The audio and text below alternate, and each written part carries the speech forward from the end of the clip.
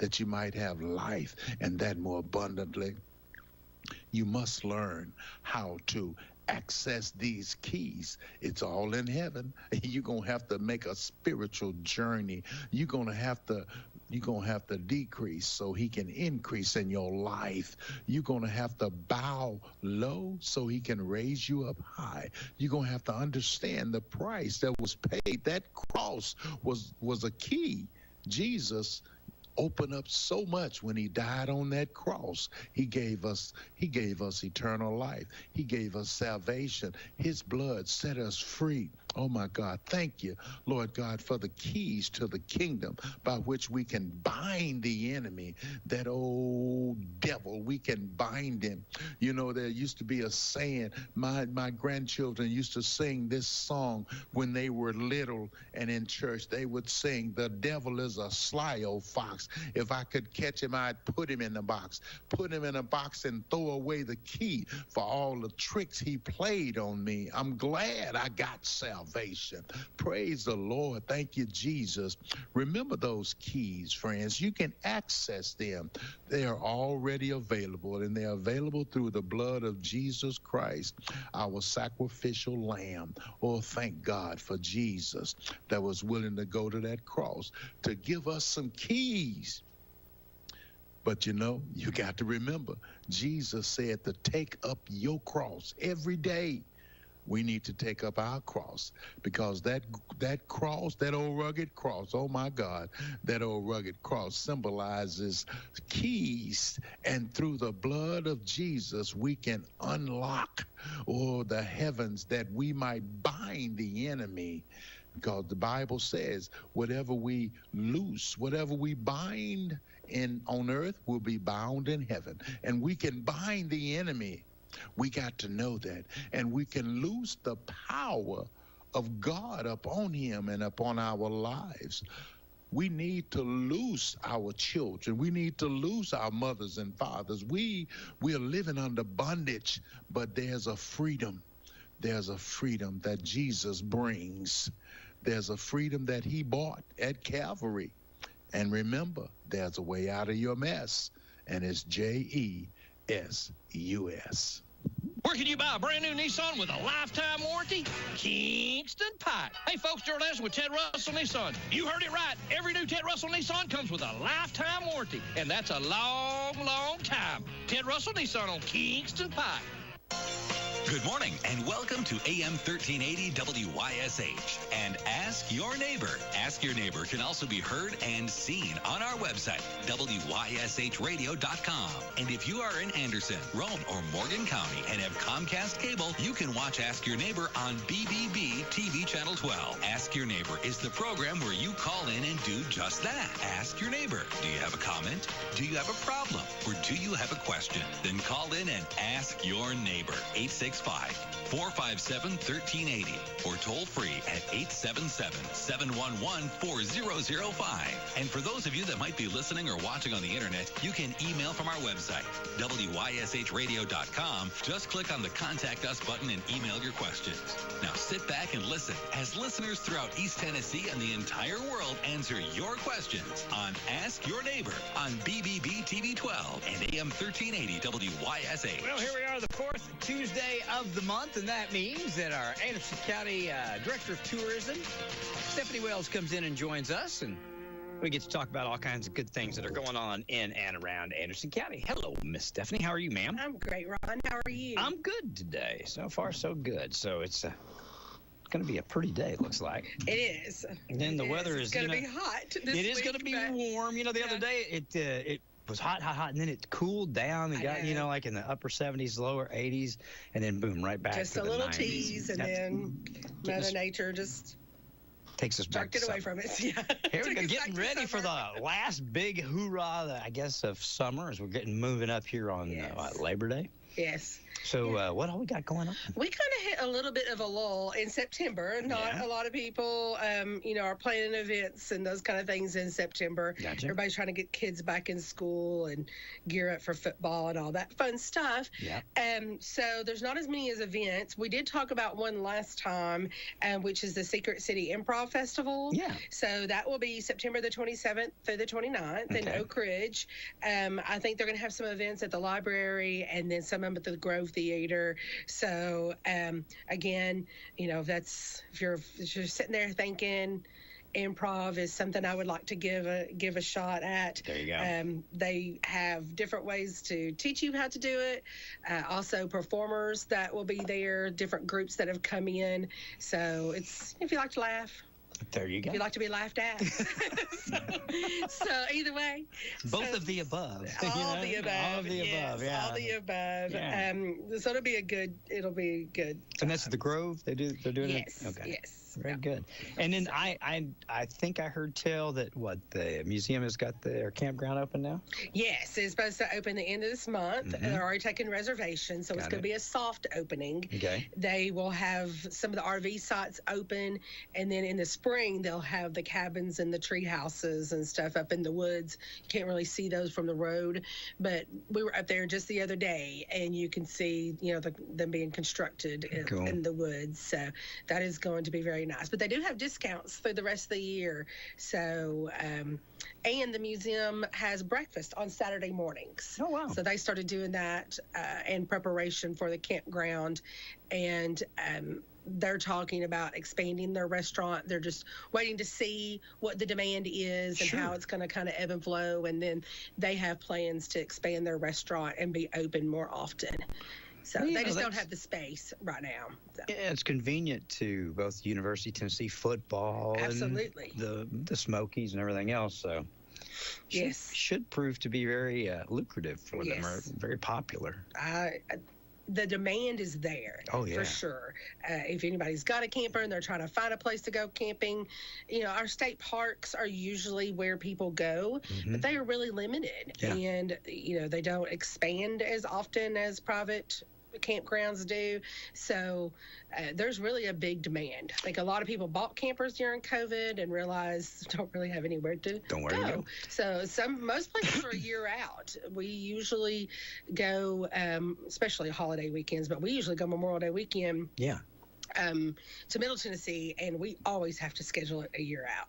So it's already a lot of it's already booked up. Well, I know Mom and Dad were camping this weekend. They were up in Pigeon Forge, and they wanted to stay an extra day, and they were like, "We don't have a place in the campground to move you to." No. They just thought they could move to a different spot. Right. And they were like, "No, we don't have anything for 2 weeks or something." Yep. So and a lot of campgrounds do long-term camping. Yeah. So a lot of those are there all year round. Sure. So they're really, which is revenue for the campground. Absolutely. So, but this museum is not going to be that. It's going to be transient, short term vacation. Mm-hmm. That's cool.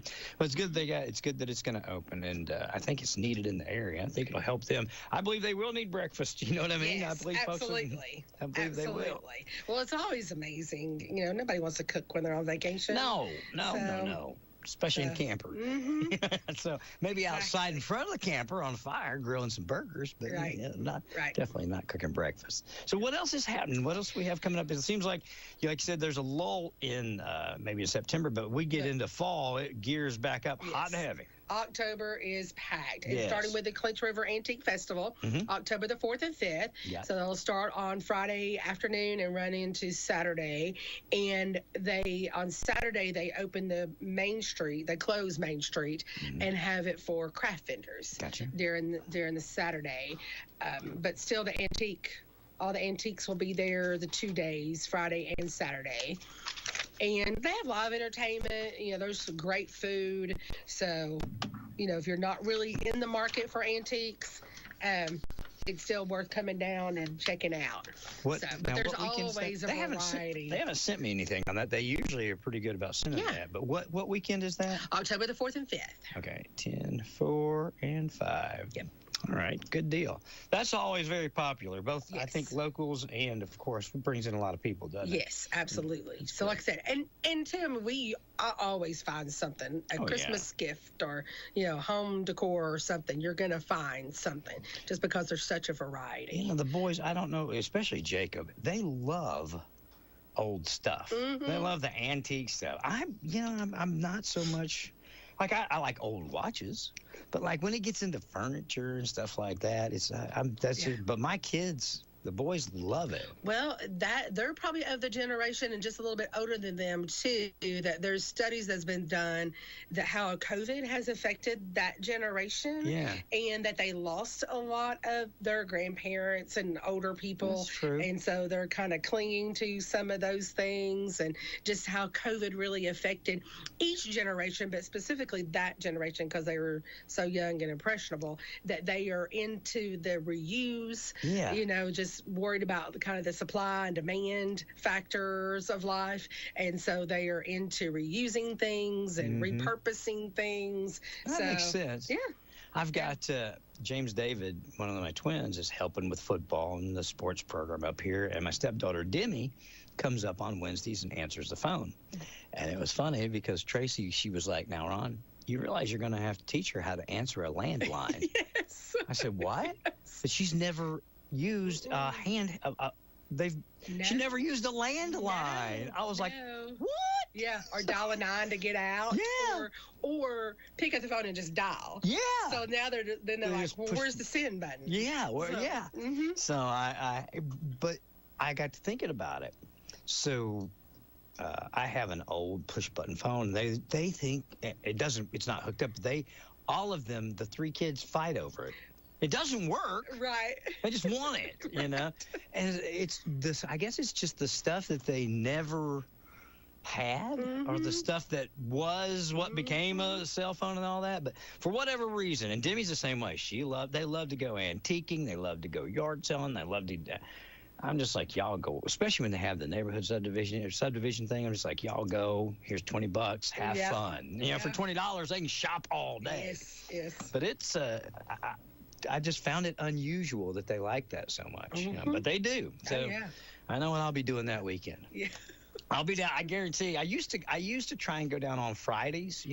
Try and When beat some of the incoming traffic in the evening and see what you could find in the stores and stuff like that. But now we just go whenever we got time because now everybody's got separate schedules and so. Right. Well, we usually help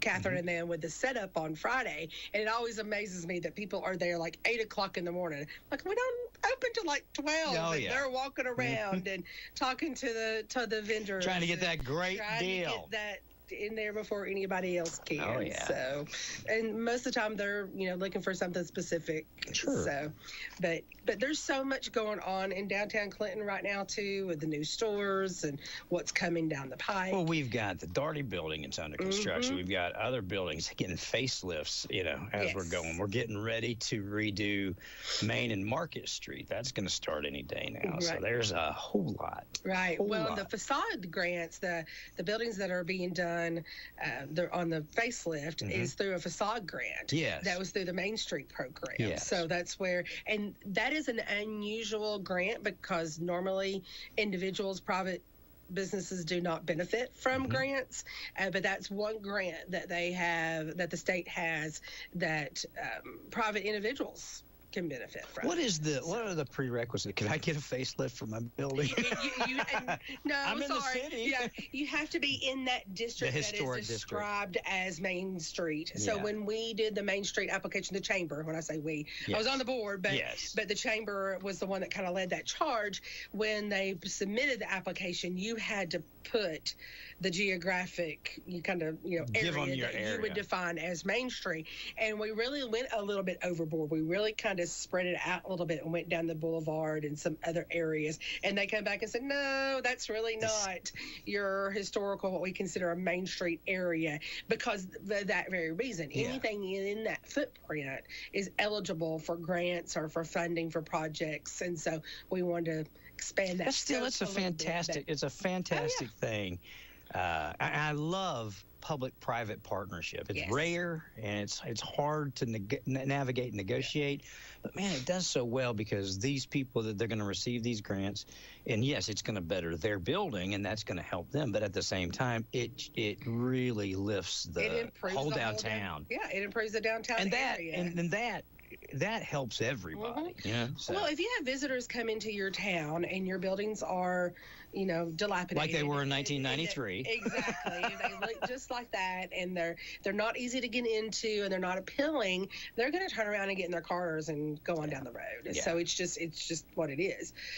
Same thing. I mean, if I pulled up to a mall and it looked like what Knoxville Center did towards the end, I would be like, I'm back in my car and I'm going to out West here. Town. Exactly. So it's important that the aesthetics, even just the little things that we all take for granted, but the flowers that the Main Street program does, the flowers, and the corn stalks will be going up pretty soon, and they have the banners now up, and it's just little things like that. I was in Sweetwater for a meeting earlier last week, and their little downtown area is adorable too, and the same thing. I mean, I looked around at some of those little particular aesthetics, thinking that's what makes this look the way it does. The flags, the banners, the music playing, all of those kind of things adds to that aesthetic that says, I want to spend an afternoon here. Yeah, and that's the whole idea, to make it very nice for our local community, and then when encourage visitors to come in and leave some of their tax dollars with us. Absolutely. All right, it's good. Absolutely. I'm really anxious to see, because having been here, I remember as a young man. In fact, I can tell you this. I can remember one of the first things, when I, you get to be a certain age. I don't remember what age that was, but where I wanted different school clothes than what Mom bought, Oh, yeah. And I can remember I was old enough to drive, and I can remember driving to Hammers, maybe 16, 17 years old, and they had Izod shirts on sale. Yes. Now, Izod shirts were huge in the day, huge, but they were outrageous. Yes. And I remember you could get them at Hammers for like $9, $10 when they were normally $25 or something back in the 80s. So I can remember driving. So I remember it from that in the 80s. And then, of course, I bought WYSH in 1990. So I went through the 90s, and it was a transformation of downtown, but it was a transformation where the buildings were being used for storage, or they were being used for a garage, or as opposed Hammers to a storefront. Was it. I mean, that was the it. longest time. And the comic book shop. Yes. I remember Bobby had his collectible shop down there, Well, there was a couple of up there at the Antique Mall next to Daughtery's, that area. The hair barber shop, the few little things. Yeah. But so, Ace Hardware. Yes, Ace Hardware forever. And the shoe store, yeah. I missed the shoe store. They used to redo my boots. Yes. So I remember that back, in the 80s, it was just kind of starting to decline. In the 90s, it declined. And then watching it come up here in the last, I guess, 20 years, 15 years, I can't remember. I remember when a lot of it started. I was on the chamber board as well back when Jackie was president. So I can remember some of the groundwork being laid. Yes. And now here it is finally. We're going to get to see what it's going to look like with the road and the sidewalks and the flowers and the building facades. Awesome. Yeah. And you know what Scott told me when he was here, that they think they can get all of this done in less than a year. That's the plan. That's pretty aggressive. That is aggressive. I mean, you're talking not just about buildings and flowers and sidewalks, but roads and CUB sewer moving and stuff. The utilities are going to be the main thing too. So that's a big haul, but man, I hope it happens. Yeah, it's taken a long time to get to this point, but hopefully when they start, they will move fast and get it all done. Yeah, well, that's cool. I was in the back of the city parking lot yesterday, and I looked over and I was like, what? Where did that come from? A big elevator chute, on the back of the Darty's building. Oh, yes. And how amazingly, just hats off to those guys for matching that block. Yes, it looks really good. I was looking to see if they maybe took block from one part of it to put on the other, but it's a block brick thing that they've done, but it matches the building real well. And I really, really, really hope that some of the folks that were anxious about that maybe were worried that it was not going to contribute to the historic part of our community. Right. Hope that puts some of it at ease, because I understood what they were saying. I really did. And I don't know that that the contractor was under any quote unquote legal obligation to make, but it looks like they really have that part of that new part of that building looks like the old part of the building, and that's good. And I've heard that the apartments are very nice, that there's different variety, different layouts, and that they're very nice. And I'm glad too now that the city has got the additional parking, because I mean there'll be residents parking there behind, in the existing parking lot. Sure. And now the city's got this other parking lot, so that will allow for downtown access and more walkability and those kind of things too. So, and we need that. So I'm glad that they're thinking ahead and looking down the road and accommodating, making sure that area is still accessible. I think that this is a pretty exciting time in Clinton. I mean, I can remember going all the way back. I was talking about this with the mayor and the former mayor, back when we had the vision for Clinton's 21st century walk to the future, I think is what it was, because we were working on a lot of trails. A lot of that stuff since 2009 has come to fruition. But like you said, man, it's been a slow train coming. A lot of people get frustrated, and I understand that. And then they may, just walk away from it. But that's not the answer. I mean, staying engaged and staying involved and staying focused on it. It makes a difference. And it's some of us that have been around for several years and been able to see them transition and look back and say, wow, if we didn't start that in the 90s, where would we be? If we didn't start that in the early 2000s, where would we be? We would still be sitting with buildings that are torn down or dilapidated, or falling apart, falling out into the road. So and it takes private investment. I know Clay Good, I think when he came in the 90s, early 2000s, sometime in that area, got that ball rolling and bought some of the buildings, and now he's the one that's redoing the front of them. And we have some new business owners now that's bought some buildings down there and doing a lot of remodeling and upgrading and but still staying true to what the area is, trying to keep it a historical, walkable, something that attracts visitors and residents. I got real close. That's a hard mix. I wanted to own. I don't know why, but I just thought how cool it would be to have the radio station right downtown. Sure. Yeah. And so I made an offer on one of those buildings back a couple of years ago. The corner where the drugstore used to be, right there on the corner. I wanted Main and Market frontage.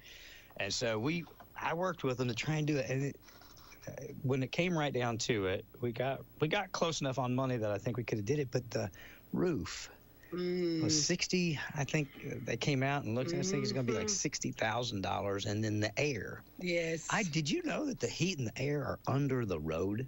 I did not. There's a big metal plate on the sidewalk that you pick up, and it's all under there. Wow. Boilers and all that. And so all of that was, in order to make it, what I wanted, was going to have to be redone. And I just come to the point that I thought, okay, I'll stay on the hill. Well, I was going to do some other stuff. I had arcade planned, but then I was going to use the back of it for the station, or either the front of it, one or the other. And then we had apartments upstairs. But I understand the desire to be down there and be part of the revitalization and be part of contributing to that. And then to just continue to be part of right downtown. There's very few places left that you can be right downtown, still leave your windows open and everything be nice and safe like it is here in Clinton. Exactly. So. Well, we were just having this conversation this morning at a meeting I was at. It's a lot more expensive to remodel than just build a building. So it's nice that they're going the extra effort, putting in the extra effort to remodel the buildings and keep the historical facades and the aesthetics inside the building, the floors, the ceilings, those kind of things. So that's cool. That is not cheap. No, that is not cheap. Especially when you're trying to do it. When you're trying to do it to replicate what was and stay within a certain format of building. That's. I remember the gentleman that's doing the work down there. We had a meeting with TDEC. I think it was. I can't remember. Tennessee Housing Department. Anyway, we had a meeting with the state, and they were explaining some of the grants and stuff that they were using. They were explaining them some of the community, and he was talking about how expensive it was or the gentleman was building it to get the windows like it has. Yes. Way more than just putting in changing it to normal windows. Anyway, nothing is standard. So it's good. It's going to be nice. I mean, you look at Knoxville, the same thing. I mean, it started in the 90s, starting to redo it, do a lot of it, and it looks totally different. Cumberland, all of that looks totally different. Oh yeah, Cumberland Avenue. It takes private investment, but also public willing to work with the private to make those things happen. Absolutely. So, and I think we have that in Anderson County in general. Sure. So I think we have a lot of our government officials that appreciate the private investment. And there's been a lot going on in Rocky Top too. Yes. The new barbecue places opened up, and there's several shops there. And the thing is, just like with the antiques in Clinton, they're not competition. They're an addition. Sure. So same thing with the Walgreens, CVS kind of philosophies. Like if you have more of it, then you will attract more. So. Well, I can take you all the way back to what I believe is one of the first, what is now the Antique Festival. That just kind of started as a downtown festival. It started as an anniversary. Yes. I think the county's 100th or something like that. I remember we were part of it. Yes. We had a truck up on one end, a bear on it, and we was auctioning stuff. But I can also, you go back to that. Rocky Top's probably in that phase, just getting started. Well, what we did once that got going, I can remember people started trying to come up with things on Friday, and they started planning when the Antique Festival was first planned. It was booked around the Museum of Appalachia's homecoming, right? So they would come in for homecoming. They'd go there on Friday, and Friday night, nothing to do. So that's when they came up with the idea, let's open up downtown Clinton on Friday night and try and get some of those people down here, not just coming tomorrow morning for walking up down the road, but let's open up the buildings, and open up our stores. So I watched all that go through. It's been pretty exciting to see it all come to pass. Oh, yeah.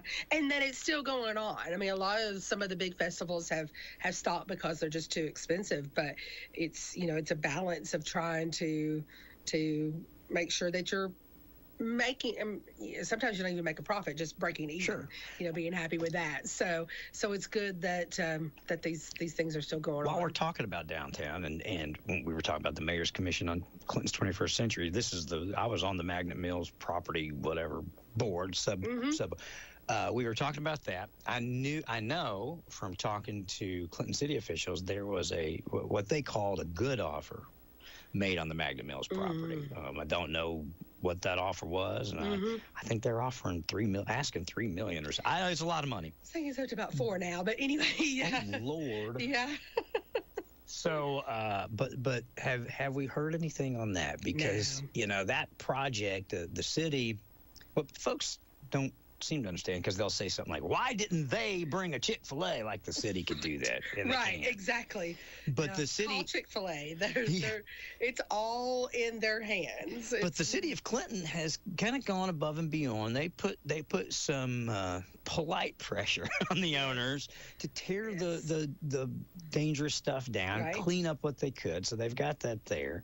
But the city doesn't have any control on what they price it for, what they take it, what not. No. And so have you heard anything? Same thing here. I mean, the city has no control. If they pulled up and say, Ron, we don't like the way that your building looks, we want you to tear it down. No. Or we want to take it, or we want to build a Chick-fil-A here. Sure. There's, that's not within their control whatsoever. Have you heard any rumblings? You're down there close to it now. I pull, every day when I pull in and pull out, I look at it. They just painted the metal building, so I'm not sure what that's about. But no, I haven't heard anything. Okay. So, we'll see if we can find out, because I know there's some rumblings going on. It's a beautiful piece of property. There will be a day. Whatever you put there is going to be successful. There's going to be a day that will be a vibrant part of our downtown, and hopefully whomever gets it. Well, and that's the key too. I mean, I hope that it is something that, that's something else that the city doesn't have control over. If somebody buys it and wants to put another warehouse there, there may be some zoning, I'm not sure. So Scott or Roger zone away. Explain that.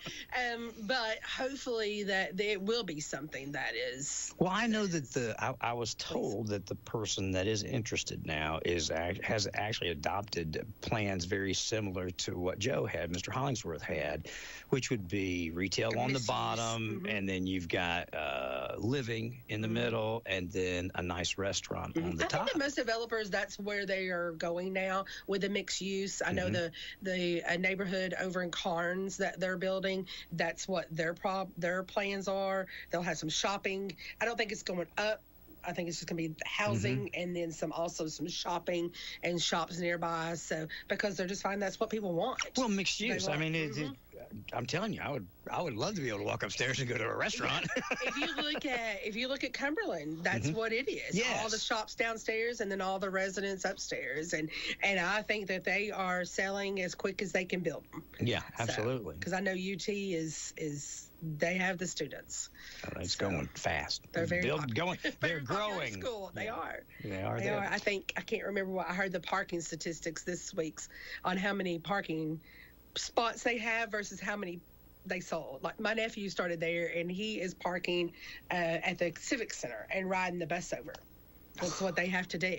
So. Yeah, I was Terry was. I was talking to Trey, and he needed something the other day. And he said, I'll come by later to get it. And I said, well, I'm coming through. I'll just swing in. He said, it will take longer for you to find a parking place than it would for me to drive to your house. Yes. I said, what? He said, yeah, if, 4 o'clock in the afternoon right now. He said, Dad, it's crazy. I said, okay. Well, even when I was there in the 90s, you had to be there at 8 o'clock in the morning, or you just, as a commuter, or you were not finding a spot.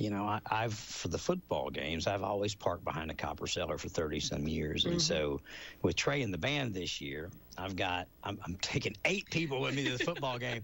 So for the first time, I bought a parking spot. I bought a parking spot. So you just need to Uber. Well, I wanted to be right in front of everything. Yeah. You know what I mean? So we're going to get there early enough to see him come down with the band and all of that good stuff. So I think I'm in G7. So it's right across. I mean, I could throw a rock and hit a stadium. I'm that close. Yes. So I'm really excited to see that. So that's going to be a lot of fun. What else do we have coming here? So we also, speaking of the museum, when we were talking about them earlier, they have their Fall Heritage Days in October, and then there's one in November also. But it's the last 2 weekends of October, and then, like I said, rolls over into November the 1st. But it's kind of a mini homecoming. Yes. So they have the demonstrators, they have some music, they have some entertainment. It's geared towards children. It's geared towards school age. So it's perfect for school trips. It's perfect for homeschool groups, those kind of things. But adults will love it too. There's a lot of, like I said, there's a lot of demonstrators there doing different things blacksmith, quilting, all those kind of things. Let Elaine and John know, too, to put us on their notification list, just so we can put that on. Yes, Will is their PR person. I'll make sure that he sends you the press releases. They just worked with ORNL and had the summer session. I think that went really well, the free concert. And I know last year they did some more of those concerts in the evenings. I'm not sure. I've heard that they are wanting to do some more of those. So I'll let you know as soon as I hear anything. Do that, or have him, like I said, have them put us on. Because I used to get more information and things for publicity from them, but it seemed to has kind of waned off over the last number of years. And then the Fall Jamboree is October the 17th through 19th. That's at Windrock. So they have different events that go on with that. Also, they do not have the concert at this event, but they will have different guided rides. They have a night, kind of like a haunted ride, since it's that close to Halloween. But all of their events for that event, all of their different activities are on their website. Gotcha. So windrockpark.com. Got it. So, and they have camping. They have built a new beautiful campground. I think I told you when you were here, I really want to go up there and just spend the weekend. Yes. I wait till a time when it's not so traveled. Well, get one of those spots, because the other spots are beautiful, but you're kind of among the trees. This one they've cleared out and you're overlooking everything, kind of a valley. It is gorgeous. It is gorgeous. I want to do that. I want to take the kids up there, Just get away from everything and disconnect for a day or two. We always try to go out and get fall pictures. Oh, yeah. So I can't wait to go up there this fall and get pictures of that campground. Very good. So. I know Jack was up there doing something with you guys. He enjoyed it. He was like, man, it is so nice up here. Mm-hmm. I'm like, why are you not at work, buddy? Yeah. He said, I am. But, yeah, no, it's beautiful, beautiful up there. We do a YouTube series that he helped us with. Yes. So he's great. Very he is. professional. He's good. And did really good, great voice. But we had him everywhere. We were at the Clinch. Go to our YouTube channel and look at all the videos. Oh, yeah. We were all over the place. Yes, ma'am. And it takes us just about, we planned the whole day for those. And he just went right through it. We're like, okay, we're done by noon. So if he didn't come back to work, that's not on me. Okay. I'll find that out. Yeah. All right. But a lot of events up at Windrock, we were talked about this the last time too, but they have a lot of events that are catered towards like Toyota. Yeah. They had a big Jeep event last weekend that was up in Pigeon Forge, but then they invite them to come over and go for a ride on Sunday. And so that was this past weekend. They'll have the Nissan event. They just have different Toyota Roundup is coming up. So a lot of different events for specific vehicles and groups and clubs and those kind of things. So I think I said last time, if you have a Toyota and you're looking for people to ride with, there you go. Check that out and go join them. So, and then we're getting into Christmas. Which we already have people calling us about the parades. Okay. And Friday night is Rocky Tops, December the 6th. Friday night, December 6th. Yep. December the 7th, that Saturday, is the Clinton Christmas Parade. Mm-hmm. And both of these are in the evening. Gotcha. Theirs is at 6 o'clock. Rocky Tops is at 7. And then Oak Ridge is the next weekend. Gotcha. And downtown Clinton, they have a lot of different events also for Christmas. They have a cookie crawl. That's December the 14th. Do we have a downtown Clinton website that encompasses everything? What if you Google historic downtown Clinton, you will see the Main Street Programs website. Okay. Historic downtown Clinton. And they list all their events for the year. I mean, they're already planning for next year. Gotcha. So. Gotcha. Okay. Good. That's good to know. Mm-hmm. All right. What else we got? So that's what I have. Well, good. No, but I do want to say, I want to take this opportunity since September is a little bit light on the events, take this opportunity to go and visit an attraction. Yeah. If you just go to one, if you go to one museum, or you go up and check out Windrock, or you go up and check out the lake, North Dam State Park has a lot of different events, a lot of different ranger-led activities that they do. I think they'll be doing their fall boat cruises. Go rent a boat. Just take an afternoon and ride on the lake. Just take this opportunity to check out your own community. We have so many great museums, and you're probably thinking, Stephanie, museums, seriously, but they all have such a unique story. With the Coal Miners Museum, Museum of Appalachia, I mean, I've been to these places so many times, probably more than anybody else that doesn't work there. And every time I go, I see something new and different and unique, and just the stories is always just so fascinating.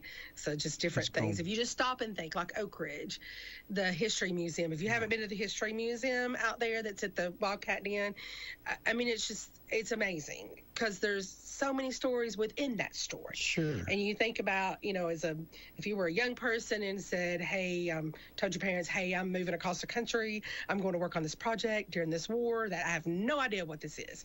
I don't know what they're doing out there, but I'm going. And then when you get there, you still don't know what you're doing. And you stand there all day and you work and you have no idea what you're working on. And you're meeting all these new people, and because 70,000 people came from all over the United States and just converged in this one area. And my favorite story is they couldn't find their house because during the day they had built 3 more or 4 more on that block. So when they were the first house on the block, easy to find. Now they're the 4th or 5th house on the block. And just how rapid that whole thing happened, and just the effects of it still to this day, and just other things that they're doing out at Oak Ridge. It's amazing. It was really cool when Lester Fox was still alive with us. He came up a couple of times. One of my favorite people ever to walk the earth. I loved Lester. He told the story about how when he was a young man, a little boy, he was laying out of school, and he went into the, I can't remember, the five and dime store or whatever, where there was a phone, and they had received the call from the federal government that they were going to, take the land. And he sent him back to school to get the principal, because the principal is who delivered the message to the children to take it home. So they told Lester, they said, you need to go right now and tell Principal so-and-so either to come there or this is the message or whatever. But they, they were sending the message that they were coming, they were going to buy this property and giving people a heads up. And so him and another boy, I can't remember the name, did that. And then he at 13 or 14 started his own bus service, getting people in and out. But just to hear just from his perspective, and that is some of the stuff that's saved, some of the stuff that we've got down there that people can find out about how it started and what it looked like. And, you look at it then and now, it's a lot to it. And those people are still here. I mean, when you go to the History Museum, you are talking a lot of them still to someone, like, I didn't realize this, but the gentleman I was talking to one time we were there was actually and his name just slipped my mind, the photographer. They only had one official photographer. Yes, Westcott. Thank you. Mr. Westcott, thank you. Yes. They only had one official photographer, and actually his photos were not released until long after. Like in the 2000s, early 2000s. And now there's a book, and most of our museums have his pictures. But I mean, he documented all of that. But I was talking to his son-in-law, and so I mean, I was like, I didn't realize that his son-in-law was right here. But a lot of those people are still alive, and they are children that remember all of that. Yeah. So. Oh no, it's fascinating. And we don't know what we don't know about it. Right. You learn when you learn it, you're like, wow, I had no idea that happened. It's really cool. Chris Wallace wrote a book. I can't remember what it's called. 1944. I've got it on Audible. I listened to it. And he talks a lot about Oak Ridge because it leads up to the day we dropped the bomb. Okay. And that's, right up to the day they're in the airplane, they dropped the bomb. They watch it, and he's got firsthand accounts. But one of the stories about a couple. The boy is from Oliver Springs. The girl is from Clinton. They both went to Clinton High School, I think. Talking about him hanging out at Hoskins. Yeah. He went into the service, and she went to work down at the plant. I think she was wanting to be a teacher, but her dad went to work, and then she went to work down there, and that's what she did. She ran a machine. She had no idea what it was. But they talked about this. They had this firsthand love story, in the midst of all this historic stuff. He's off fighting the war. She's here building the bomb, not even knowing she's building the bomb. And a great deal of that book is about Oak Ridge and Clinton, Tennessee. And so I think it's called 1944. I can't remember. Just look up Chris Wallace' book. You'll find it. Yeah. It's really, really good, and it's got a lot of local flavor with people that you may or may not know. They're family members. I recognize their names. So it's cool. And just all the things that have been created in Oak Ridge. I mean, your cell phone.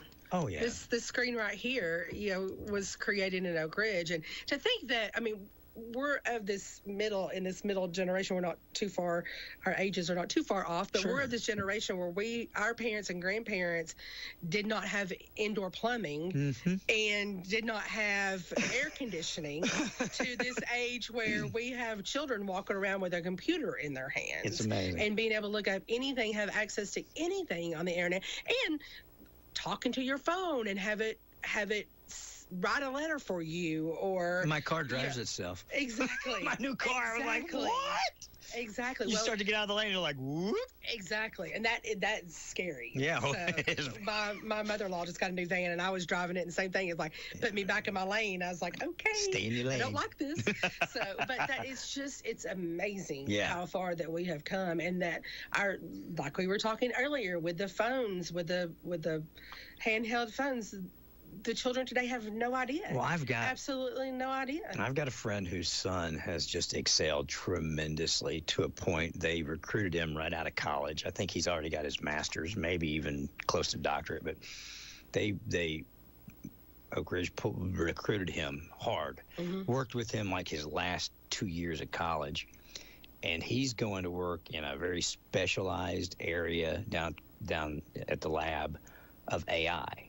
They've got an area that they're working and developing AI, and then they've got another area that they're working and developing super AI. Wow. You know what I mean? That he's in there that nobody even can know about. Right. And so the stuff that they've got, I mean, obviously he can't tell me any of it, but when it impresses them, and he already, and he's already one of these tech people that does impressible. Then it would probably blow me and you away. Oh, yeah, but the stuff that comes out of there is amazing. You just did. I mean, some of our heat resistant stuff that's on the space shuttles. It's just the stuff they've invented 8 miles down the road is just amazing. It is.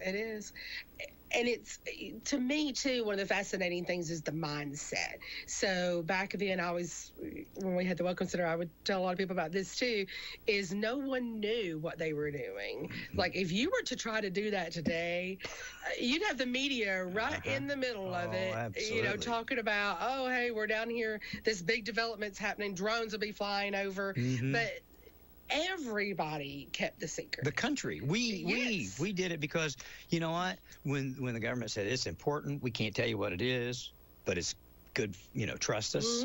We did. Trust us. We trusted our government back We did. We did. I don't know if we've went wrong or they've went wrong, but something and I think Vietnam kind of, broke that trust in a lot, Very much. Because I'm sure there's a lot of things that the government did prior to that was on that level. But I think Vietnam definitely is where we started to see the turn of, okay. Well, and with social media today, there's not anything that is secret. No. There's not anything that's not shared. And when something is happening, when you see an emergency situation and our first thoughts are pick up our phone and let's record it, versus let's jump in there and do something, then we've gone wrong somewhere. So that's our first thought should not be let's document this. Jerry Shattuck and share it for the first time. Jerry Shattuck's a great historian of our area, and we talked one day, and he was just like, think about this for a moment. And I've probably said this to you, but you look at we've got everything from the Coal Creek Museum, Coal Miners Museum, to our museum about our past in Appalachia. We then fast forward over to the Museum of Science and Energy. Thank you. I always say atomic energy, but science and energy. And then you move over here to Oak Ridge, where we are literally creating the future. So we go all the way back to the beginnings of the. And if the dam was such an industrial step forward for the South, not just for Clinton, Tennessee, and Easton, but for the revitalization and the rebuilding of the entire South. Not only rebuilding, but it took us into an era of being able to create and do things in the industrial era that a lot of other people couldn't. Right. So it's just. I don't know how Anderson County became the focal point, because there wasn't an I-75 going through here, so that wasn't the reason. No. So that's probably the reason I-75 came through this way, because of all the stuff here, especially with the plant. But so much came here. A lot of it was our legislators. It was our senators at the federal level. I know I'm going to get all these names wrong, but I think it's. I'm not sure if it was TVA or if it was with Oak Ridge, but it was almost kind of like, hey, we're going to do this. And whoever the senator was at that time was like, okay, and where in Tennessee are we going to put it?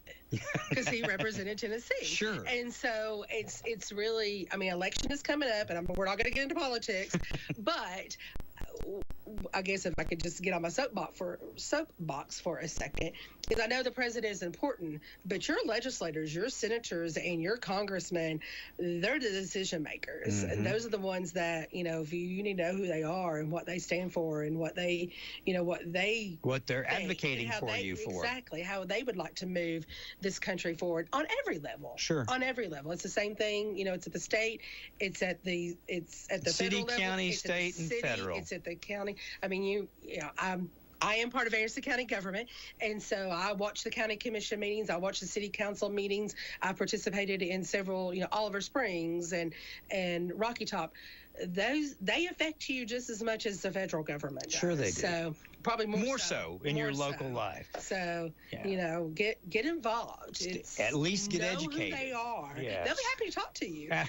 Especially this year, election year. They're chatty. Will be happy to talk to you. But when we went to Washington.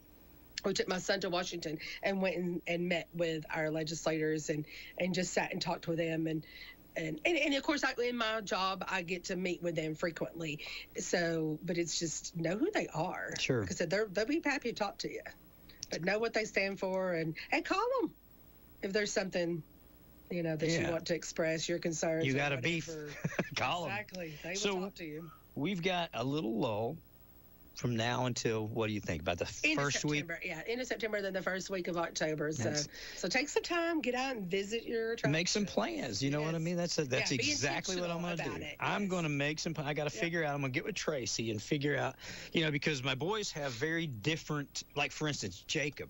I could take Jacob to Windrock and not find him for a month. You know what I mean? I'll give him an ATV, turn him loose, and he's in heaven. James David, maybe he would like it for a little while. Demi, so we got different. So I'd like to find something we could take all the kids to. Something they all have never been to, Yes. something that, tell them a little bit about where they're growing up that they don't know. Absolutely. Be cool. And if you've done everything here, get out just a little bit further. Go out just, a half an hour or an hour. I mean, we've done the Cumberland Gap is awesome. Just the story of how that's where everybody came through. Yeah, that's when the they gap settled when we the came South down. and the West, that's where they came. And if you look at that terrain and thinking you're on a horse, you're pulling a wagon, you've got your whole entire family with you and everything you own. And they didn't have the tunnel then. No. So I was like, it's just fascinating. It is. And then, Sergeant York, that's within an hour's drive, his place, the Obed. I mean, all of that is just right here in our backyard. So it's worth getting out and exploring and Brushy Mountain. Do you guys the prison there is. Do you have a place on your site to just list all the different things that we've got, like let's say maybe within an hour or 2 hours or whatever? We've developed several trails. So our main thing is we want them to stay here. You can go there, but we'd like for you to stay here. So we have developed several trails that we've used Anderson County as the hub. Yeah. So one of them's called, we just gave them names. One of them's called the Southern Settlement Trail. Yeah. And so it goes all the way up to the Cumberland Gap, up through La Follette, that area, and comes, and it hits a little bit of coal mining history through some of that coal mining area, and then comes back around. And then we have one that goes over to Brushy and comes back down through Oak Ridge. The Devil's Triangle, too. You can take that route, basically. And then we've got one that goes up through, up into Big South Fork. So the coal mining history up through that area with Pikeville and on up into Kentucky. There's an area there with a national park that they have done what they call ghost buildings. So it's an area where they've set up these ghost buildings and talking about mining camps in that area. And there's a big coal where they used to bring it across the river so you can walk. They kind of recreated across it. That, yes, but That's cool. it's just the structure, just the frame of it. Sure. But then it's a national park. That's cool. But then they've gone in and put a lot of kiosk and interpretive signage and those kind of things too. But the train runs up to that area, Stearns. Okay. I knew it would come to me. Stearns, Kentucky. Look that up. I mean, it's just. But again, we've developed, they're all on our site, and right now we're doing a big push because with the colors, the leaves changing, trying to get people to come here, stay in Anderson County, and then get out and explore those areas. But do you just have like a linear list? You know what I mean? Like the Coal Miners Museum of Appalachia. Yes. Just like a list of the attractions right here. And people can go, Coal Miner, click. Because I've seen a lot where you've got the boxes of the stuff going on, and I'll click on a box. Yeah, and read we have that. several. We have itineraries. Gotcha. So if you look at our trip planner, there we go. a trip planner will help you. We'll get you there. And if you also if you just type in travel300years.com, that takes you to we have a page that's travel 300 years in 3 days.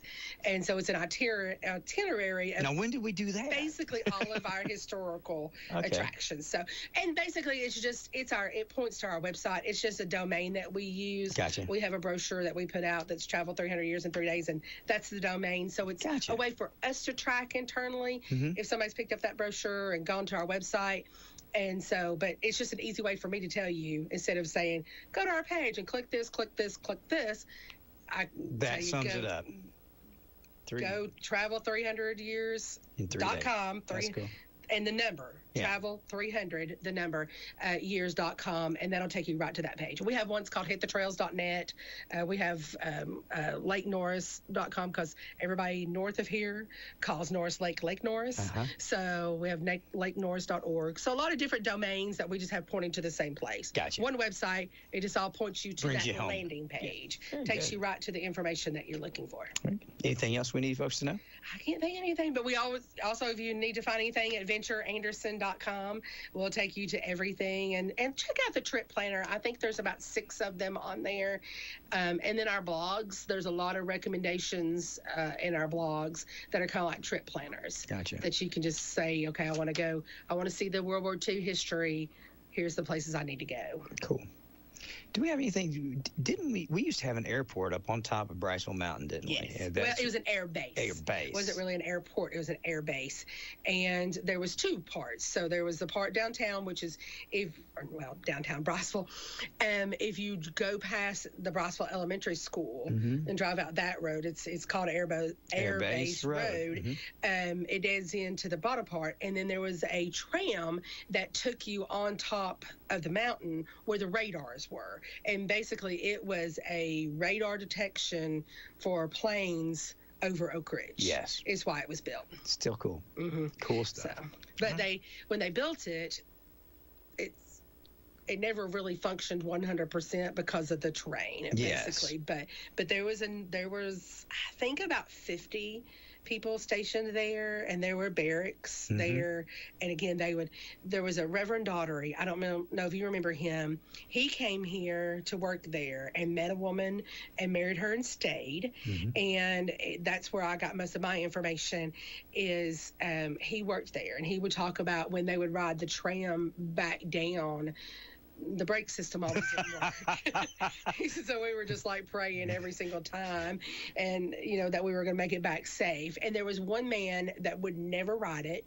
He would refuse to ride it, so he would drive, and it would usually take him about an hour to get up there. To cross mountain is where the air base is stationed. And when you go up there were facilities up there too. Sure. And right now it's where most of the radars and the biggest, not radars, but radio towers. The radio towers, TV, radio, cell towers, those kind of things are up there on that mountain. But you'll see the foundations of some of the buildings still up there. There's a lot of cool stuff. It's been a long time since I've been up there. A lot of cool stuff. And I remember, gosh, I can't remember her name. Her first name was Dorothy. She was a lady. She participated in the, not the Air National Guard. What's the Civil Air? I can't remember. But she used to tell me stories about that. She was on that base up there. Okay. And then even after all that was over, she continued in aviation and stuff. Even when she became when I met her, she was an elderly person. But oh man, the stories were amazing. And I'm enthralled with planes anyway. Just to hear all that. And they would track planes. That was one of their big things to make sure nobody was coming we didn't want coming. Yeah, exactly. It's pretty cool stuff. I think they still have that, but it's out at the airport. So today they've got it, but it's probably above us doing it. Still heavily protected. Very heavily. Yeah, I watch. I love when. Have you ever seen the International Space Station go over?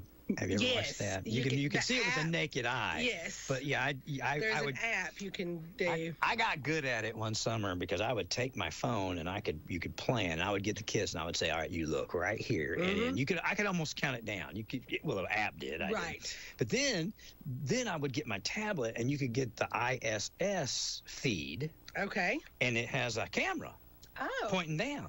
So we'd be watching for it, and you could be seeing it coming, and then all of a sudden, the screen would go black on the camera, and there it would pop up. Because when it came over Oak Ridge, they turned the camera. See, at first, the first few times I did it, I was like, why is my tablet messing up? And I kept going, Yeah. And then somebody said, Ron, they turn it off when it goes across anything that they don't want anybody else not to see.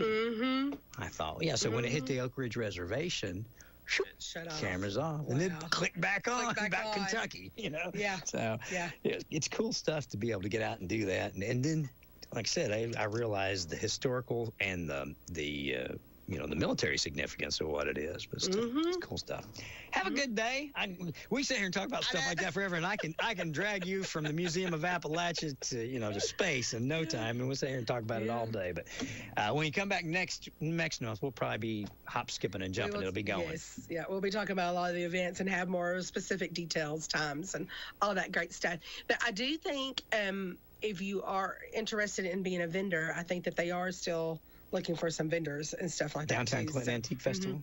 So it's gotten a lot bigger. Give Catherine a call. Yep. So I know there's Catherine kind Burbeck. of a jurred application process, but the more the merrier. Oh, yeah. Yeah. What are we doing, about 80, 85, 88, I think, last time? Yeah. So. I think with the crafts and stuff is over 100 vendors, so. And I like that they took it across the street and they're going up there now. That was always something that I think it's all the way down to the courthouse. Yeah, it's going to be it's growing every day. Every year. So. We'll have Stephanie Wells is our director of tourism here in Anderson County. We're happy to have her come in. We try and get her come in once a month. If you guys are out there and you have stuff going on with your church group, civic organization, or whatever you'd like to come in and talk about, I would love to have you guys come in and talk about it. It doesn't have to be something sanctioned by the government or whatever. It can be your church. It can be anything that you've got that is interesting to the folks here in Anderson County. You know what I ought to do? I would love to do this. I need to get Elaine or maybe John or somebody come in and talk about the Museum of Appalachia. I need to get who's the curator of the Coal Miners Museum right now? Lori. I'll get Lori to come in. See if I can get Tim. If you're listening, see if you get Lori to come in. That would be so interesting. I'd love to do that, and maybe get somebody from the Museum of Science and Energy and some of it just to come in and talk about the asset that we have and the history behind it and the future it's creating, Well, and I know with the American Museum of Science and Energy, I just got an email from them about their homeschool programs. Okay. So there's so many opportunities down there in the summer and throughout the year for your children for activities. So they have homeschool curriculum that they'll help you with. So it's kind of like having a summer camp. Exactly. They learn good stuff. Exactly. Wow, that's in a fun way. Yeah. So because it's, I'll be honest with you, a lot of that stuff goes over my head. Me too. So but they really teach it in a way that people can understand it. And see, I've missed a bunch of that. The boys went to a lot of it, but I've been here every day. You know what I mean? So I've missed a lot of that. So I would love to get folks up here to talk about it, and then I want to go see some of it. We took my we took my son to the Children's Museum, but we took my grandnephew not too long ago. My husband's like, I really enjoyed that. And you know what? He's surprised that he did, because we live among it every day, and we don't realize, it's like everything. You take the stuff that's right here in your backyard in every form of fashion. We end up taking it for granted. We're just human that way. But a lot of cool stuff out there. Hope you guys will get out and do it. Enjoy what we have here. And if you're out there and you work with one of these organizations or something like that, parks, that's the other thing too. So many parks, so many trails, so many opportunities. Yes. Come in and talk to us about it. We'd love to hear about it. I know everybody else would love to hear about it. And, that way we've got it from now on. Absolutely. Thanks, Stephanie. Thank you. Have a great day. You too. All right, guys, we'll be back tomorrow. Let me see, what is tomorrow? Tomorrow is Wednesday. I think we've got open phones on Wednesday. I haven't went back and looked, but I think we got open phones tomorrow. Or we'll have a guest. One way or another, you'll find out when I do. Somebody might just pop in. Somebody will pop in. There you go. Well, I tell you. All right, good morning, everybody. This is the Country Club McMorning Show on WYSH.